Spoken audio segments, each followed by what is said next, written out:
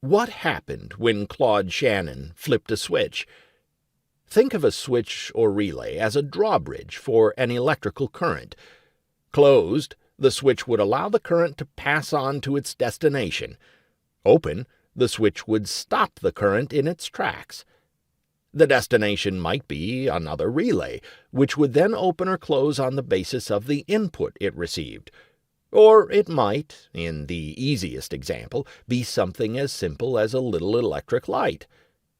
All of this was second nature to Shannon, from as far back as the Gaylord Western Union office and his barbed wire network, and it was systematized for him in Ann Arbor, where he dutifully drew circuit diagrams along with the rest of the electrical engineers. Series.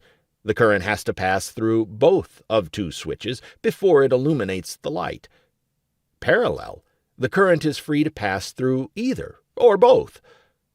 These were the blocks that comprised the 100-switch logic box attached to the differential analyzer, or the electric guts of assembly lines, or the million relay system that controlled the nation's telephone network. There were circuits built to transmit a current when two switches were closed, but not 0 or 1 or 3. There were circuits drawn as branching trees, or symmetrical deltas, or dense meshes, an entire electric geometry that Shannon had learned by heart. And, in the old tradition of engineers, it was all rigged by hand, drawn step by step on blackboards, or just soldered together in the belly of the machine, the only proof of the circuit's rightness in the tangible results, whether the call went through, whether the wheel spun edgewise on its disk, whether the light lit. Circuits before Shannon were like differential equations before the analog computer.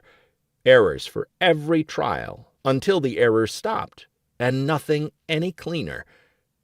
Building circuits in those days was an art, with all the mess and false starting and indefinable intuition that art implies. But here was Shannon, shut in a room with a machine built to automate thought, built, in the name of industry and efficiency, to remove the art from math.